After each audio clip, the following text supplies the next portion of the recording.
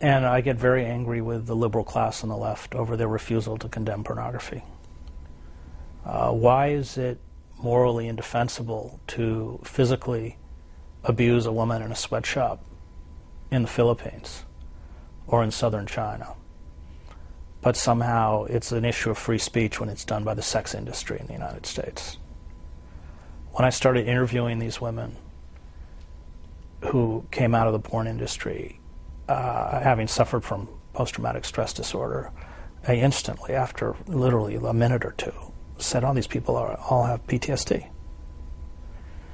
And I wrote it graphically and brutally, and I think it intended to engender a kind of disgust. I never write in the chapter we should or shouldn't ban porn. I just said, if you want to defend porn, then you better understand what it is you're defending. These women, and they're just thrown up, they last 1 or 2 years on the sets, and then, if they continue within the industry, they just, in essence, become call girls, shipped around the country in hotel rooms, and it's just awful.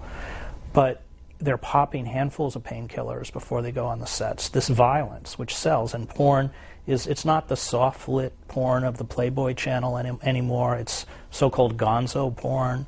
The violence is not simulated, it's real. These women are black and blue by the time they finish.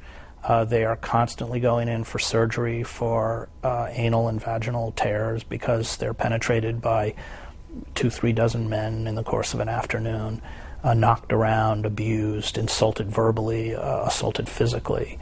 And I was, as somebody who doesn't watch porn, I was pretty blown away. It was really sick. And I end the chapter, because the only emotion that women on porn sets are allowed to express is a craven desire to be degraded physically and morally, physically and verbally and morally.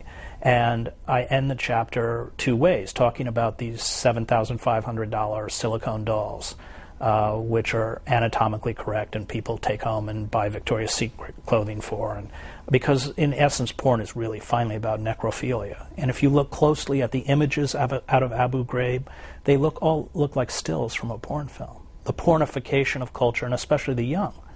Most of the viewers of porn on the internet are between the ages of about 13 and 18.